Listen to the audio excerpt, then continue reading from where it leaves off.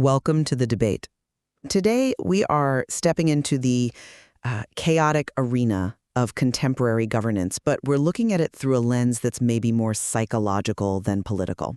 We're dissecting a text called Politics as Narrative, which presents a pretty startling examination of why our world is increasingly dominated by so-called strong leaders, figures like Putin, Netanyahu, and Trump.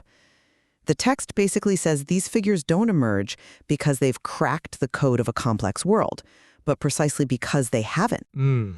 Yeah, it is a fascinating, if a little unnerving, premise. The central question we're wrestling with today is really this.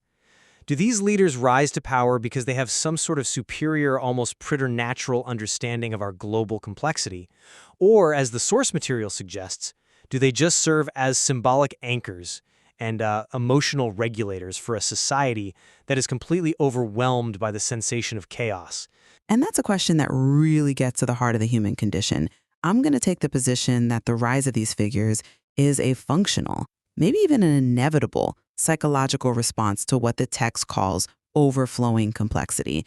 My argument is that the intersubjective reality of politics, it requires narrative and symbolic order to function at all. Even if that order is an illusion, it's a necessary one. We just can't survive the noise without some kind of filter. And I come at it from a very different angle. I believe this reliance on strong leaders is a dangerous cognitive distortion. I'll be arguing that confusing performative confidence with actual competence leads societies to empower people who are, quite literally, projecting their own internal chaos onto the public sphere. We're mistaking the volume of the voice for the validity of the plan, and in an age of objective crises, that's an error that could be fatal. A strong opening. I'd expect nothing less. So let's lay some groundwork for our listeners. To understand why we turn to these figures, the text introduces this framework that I find indispensable. The 3 levels of reality. We have objective reality, subjective reality, and intersubjective reality. We really need to unpack these because the whole debate kind of hinges on them. Right. And just for clarity, let's start at the bottom. Objective reality is the hard stuff. It's gravity, ecosystems, biological balances, the laws of thermodynamics. The text notes that this reality imposes clear limits and cannot be modified by will. You can pass a law saying sea levels aren't rising or that a virus doesn't exist, but the water and the biology, they don't care. They obey physics, not parliament. Exactly. That's the bedrock. Then there's subjective reality, our internal experiences, our fears, our values. My toothache is real to me, but you can't feel it. But where politics really lives, and this is the crux of my argument, is on the intersubjective plane. This is the world of shared beliefs, money, borders, the nation state, human rights, even authority itself. I mean, these things don't exist physically like a mountain does. You can't touch a border in a physical sense. It's just an agreement. But they work because millions of us believe in them at the same time. I agree that politics plays out in that shared space. Money is a perfect example. It's just paper or digital code until we all agree it has value. But this is where we start to diverge on the implications. You seem to think this intersubjective space is where we should focus, but my concern is that we've become so obsessed with the intersubjective, the story, the spin, the narrative, that we're completely decoupling from objective reality. It's like we're arguing about the wallpaper while the basement is flooding. Well, we'll consider why we decouple. Just look at the state of the world. We're dealing with these huge overlapping systems, economic, technological, environmental, that are in what the text calls permanent mutation. The flow of information is massive, it's fragmented, and it's contradictory. You have high-frequency trading algorithms shifting economies in microseconds, climate feedback loops we barely understand, geopolitical shifts happening in real time. The text explicitly says that no individual manages to fully integrate this complexity. It's just too much for the human mind. And because it's too much, we panic. We experience what the text calls cognitive overflow. We seek relief. Of course we do. Sustained uncertainty generates anxiety. It triggers a biological stress response. So the strong leader functions as a mechanism to reduce that collective anxiety. By providing simple narratives and closed stories, the leader allows society to tolerate that feeling of lost control. This isn't about whether the leader is, technically the smartest person in the room. It's about the psychological need for stability. The leader symbolically condenses what the collective cannot integrate. That's a vital social function. Without that, we just have chaos. I see why you'd think that, but let me offer a different perspective. You call it a vital social function, but I see it as a retreat from reality that borders on the delusional. The text explicitly warns us that firmness reassures, ambiguity unsettles. We are wired to trust people who seem confident, even when, and this is the key part, that confidence bears no relation to real confidence. So you're effectively arguing that because the world is complex, we need a simplifier. I'm arguing that because the world is complex, a simplifier is the most dangerous person you could possibly put in charge. But isn't that confidence necessary to lead? I mean, if a leader stood up and said, look, I have no idea what's going on, the markets would crash and riots would start. There's a difference between I have no idea and this is complicated and anyone telling you it's simple is lying. The text makes a devastating observation about the psychology of these specific types of leaders. It notes that those who claim to save societies rarely manage to order their own lives. And we aren't just talking about eccentricities here. We're talking about addictions, impulsivity, and compulsive search for recognition. But we're all human, aren't we? History is littered with brilliant leaders who were personal disasters. I think this goes beyond just being human. The text suggests that external control functions as compensation for a poorly integrated subjectivity. In other words, these leaders are projecting their internal mess onto the state. You're arguing that they provide stability. I'm arguing that we're mistaking visibility with competence and charisma with depth. We are handing the keys to the car to someone who's driving recklessly just to feel something simply because they scream the loudest that they know the way. That is not stability. That's a collective suicide pact, fueled by a fear of complexity. I think that's maybe a bit uncharitable to the mechanism at play here. Let's dive deeper into this tension between the function of the narrative and the reality of complexity. You seem to be prioritizing objective reality as the only metric that matters, but we don't live in a vacuum. We live in a society. We live in a biological ecosystem, first and foremost. And if the narrative contradicts the ecosystem wins. Every time. Eventually, yes, true. But our social navigation is entirely narrative-based. The text points out that information is massive, fragmented, and contradictory. If a leader were to stand up and give an honestly limited explanation, admitting they don't fully understand the economic ramifications of a policy because the system is too complex, they wouldn't last a day. The human mind inevitably seeks relief from anxiety. So we prefer a lie? We actively select for dishonesty? No, we prefer a structure. A complete analysis is less attractive than a reassuring story. The leader's role is to symbolically condense that overflow. When a figure like Putin or Trump stands up and says, "I alone can fix it," or offers a completely binary view of the world, us versus them, they are doing something the collective can't do for itself. They are creating a focal point. They are reducing the noise. But at what cost? That's the question you seem to be avoiding. By retreating into these intersubjective stories, we are ignoring the limits of the real world. The text reminds us that ecosystems depend on biological balances that do not respond to ideologies. You can have the most compelling, reassuring narrative in human history about why the climate isn't changing or why an economy can grow infinitely on debt, but objective reality does not care about your story. It doesn't care about your poll numbers. Objective reality is slow to react, though. In the short term, the intersubjective reality, the market, the vote, the riot, that's what determines immediate survival.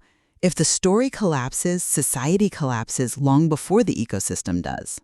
But relying on a leader who embodies the illusion of control is catastrophic when that objective reality comes knocking. If we prioritize the emotional regulator, the person who makes us feel safe because they're shouting confidently, over the person with systemic thinking and actual technical competence, we are doomed. We are literally selecting for incompetence because it feels better. The text says we confuse conviction with comprehension. Just because they believe their own hype doesn't mean they understand the nuclear triad or the global supply chain. That brings us to the second point, which I find fascinating: the psychology of the so-called strongman. You mentioned earlier that the text highlights their addictions and impulsivity. I want to challenge your interpretation of that. Challenge away. How is impulsivity a virtue? The text notes that individuals with fragile internal structures propose rigid external structures. Now, while you see that as a defect, one could argue that this internal fragility actually makes them more effective at projecting the rigid external structures that people are craving. How does being internally broken make you a better leader? Because they are uniquely obsessed with order. Their performative confidence is a survival skill for them, which then translates into a political asset. The text mentions tolerance of symbolic conflict. These leaders thrive in conflict. In a polarized, fragmented world, maybe that tolerance is a necessary evolutionary trait for a modern politician. A perfectly balanced, Zen-like individual might get eaten alive in the current intersubjective arena because they just wouldn't fight for the story hard enough. I'm sorry, but I just don't buy that. Let me tell you why. You're basically framing pathology as a qualification. The text explicitly states that these leaders often lack systemic thinking and have low real empathy. Low empathy can be useful in decision-making, can it? It can prevent emotional paralysis. Not when you are managing a complex web of human needs. The text argues that when individuals overwhelmed by their own impulses promise order for millions, the result is an actual order. It's a projection of their internal chaos. Look at the behavior patterns mentioned. Instrumental relationships, extreme dependence on public image. These are not the traits of a steady hand. These are the traits of a narcissist using the state to validate their own existence. They aren't serving the people, they're using the people as a mirror to reassure themselves they exist. But the public responds to it. That's the undeniable fact here. If it didn't work, we wouldn't see it happening in almost every major democracy right now. The public responds to it like an addict responds to a fix. It reduces the immediate withdrawal symptom of anxiety, but it doesn't cure the disease. The text says the problem appears when this dynamic, this internal compensation for chaos, is amplified at the intersubjective scale and becomes political program. We end up with policies that are impulsive, rigid, and disconnected from reality, mirroring the leader's own psyche. That is not leadership. That's collective therapy for one person, paid for by everyone else. That's a compelling argument, though I might frame it differently. I think you're underestimating the degree to which politics has always been a kind of collective psychological device. Which brings us to the polarization we see everywhere. The text argues that rival factions are actually two sides of the same coin. Yes, this was one of the most striking insights in the material for me. It really forces us to take a hard look at the opposition, not just the leader. I see this rivalry as a pretty natural outcome of trying to organize the intersubjective space. If you have to create a closed story to manage anxiety, you inevitably create an other. You can't have an us without a them. But the text goes even further. It says both sides share the same intolerance of ambiguity and the same need for certainty. We tend to think of the strongman and his opposition as being diametrically opposed, but psychologically they are locked in the exact same room. They both depend on conflict to sustain their identity. Because, again, ambiguity unsettles. If the opposition were to say, well, the leader has a point there, but we disagree here, and really it's all very complex and depends on international trade flows, they'd lose their own emotional grip on their followers. Nuance is always the first casualty of political warfare. Exactly. And that just confirms that rivalry is not the core of politics anymore. It is a consequence of the psychological need to simplify a world. We aren't fighting over policy, but over which simplified narrative we want to use to shield ourselves from the terror of complexity. It's a battle of distinct fantasies. I'm not entirely convinced by that because it suggests there's a better alternative. Is there? The text itself states that no individual manages to fully integrate this complexity. If the complexity is structurally beyond us, isn't this collective psychological device the only tool we really have? My question is, if we strip away the illusion, what's left?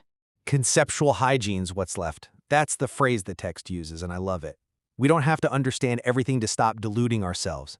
The text argues we need to stop viewing politicians as architects of reality. And view them as what, then? As symbolic managers of collective anxiety. If we could just lower the stakes, if we could admit that these people are as limited, contradictory, and human as those they claim to represent, we might stop demanding they perform miracles. We might stop falling for the totalizing promises and rigid antagonisms. We might actually start looking at policy instead of personality. But that requires a level of psychological maturity from the electorate that, well, that might not exist. It implies we have to be okay with feeling unsafe. Or maybe that maturity doesn't exist because we keep feeding everyone the candy of the strong man. We're stuck in this feedback loop. The text says, to diminish the figure of the politician is not a cynical gesture, it's an act of clarity. It's realizing the wizard is just a man behind a curtain. And that's okay, but we shouldn't let him drive the bus off a cliff just because he has a booming voice. It is a beautiful thought, certainly, but let's look at the practical application. The text says, politicians stand out for narrative skill and performative confidence. If we stop rewarding that, who runs for office? The technocrat? The philosopher? Maybe someone who admits they don't have all the answers. And who would vote for I don't know? Someone who's tired of being lied to, someone who realizes that I have a plan for everything is usually the hallmark of a fraud. I suspect that demographic is smaller than we might hope. But this brings us to a really profound realization. The text concludes that as long as humans need firm narratives to endure uncertainty, the figure of the strong leader will remain central. It's not a glitch, it's a feature of our psychology. We are hardwired to look for the alpha who points at the horizon. It's a feature we desperately need to patch. It's legacy software running on a system that is way too complex for it. Perhaps. But understanding this illusion of order allows us to look at these leaders and their followers with a bit more empathy, I think. It's not necessarily malice that drives this machine. It's the terror of the void. It's the sensation of loss of control. When I see a rally for a strong leader, I don't just see political fervor. I see a group of people holding on to a raft in a storm, and the leader is simply the one shouting that he can stop the rain. That is a poetic image, but I look at that same raft and I worry that the person shouting is steering them straight into the rocks because he refuses to even look at the map. My takeaway is that we need to recognize the limit of our capacity to inhabit complexity. We have to stop asking for the reassuring story. The mirror the text talks about, it reflects not just the limit of power, but the limit of our own ability to just sit with the discomfort of not knowing. And that is the hardest thing for a human being to do, to sit in the ambiguity, to accept that the accumulation of actors often produces more noise. It challenges the very idea of modern democracy, which kind of assumes that more information and more debate leads to better answers. The text suggests it might just lead to more fragmentation. Unless we change the way we process that information, unless we prioritize systemic thinking over narrative skill. But that requires effort. It requires accepting that the world is not a story with a hero and a villain. It's a system with inputs and outputs. It requires us to grow up. But we are storytelling creatures. We live in the intersubjective. We can't just turn that off. It's how we build nations. It's how we build peace. It's how we build everything. We don't have to turn it off. We just have to stop mistaking the story for the objective reality. We have to stop confusing the map with the territory. Enjoy the story, sure, but don't let it blind you to the cliff edge. A distinction that is becoming harder and harder to make every day. As we wrap up, I think the real value of this text, Politics as Narrative, is that it forces us to look in the mirror. It suggests that the politicians we despise or adore are really just reflections of our own inability to process the world. Absolutely. We get the leaders our anxiety demands. Precisely. So, to our listeners, the next time you find yourself drawn to a political figure who promises simple solutions and total order, maybe ask yourself, are they a genius, or are you just looking for an emotional regulator? And are you willing to trade reality for the illusion of control? That is the question.